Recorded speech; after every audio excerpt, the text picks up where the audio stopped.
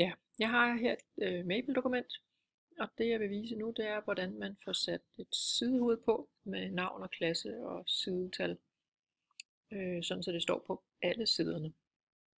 Så det man gør, det er, at man går op i bjælken heroppe for oven,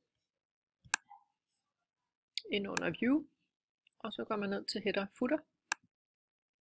Og hvis man så vælger den her Custom Header, så tænker jeg, at det bliver sådan lidt nemt, fordi hvis man herover til venstre indsætter filnavnet, så vil det være hensigtsmæssigt, hvis man har kaldt sin fil et eller andet, som kan identificere for en selv, hvad det er, man har i det her dokument.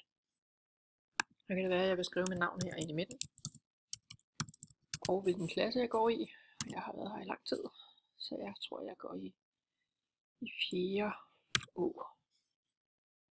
Og så herovre til højre, der vil jeg så skrive med bogstaver først, at det her det er side. Og så vil jeg indsætte sidetallet, og så klikker jeg mig lige tilbage til feltet, trykker mellemrum af, og så antallet af sider. Så kommer det til at stå for oven på alle siderne, så jeg trykker OK. Man kan jo så bare ikke lige se det endnu, men det kan man, hvis man får det over i et PDF, eller hvis man skriver det ud.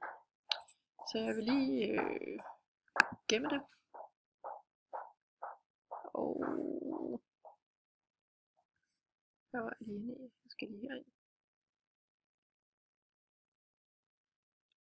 Det gør jeg her ved at skrive det ud som en PDF, og så arkivere som en PDF,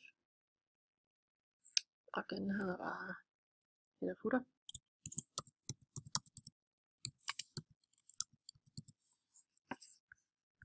Og så arkiverer jeg lige den. Så kan jeg så gå ind og finde den. Jeg søger lige heroppe.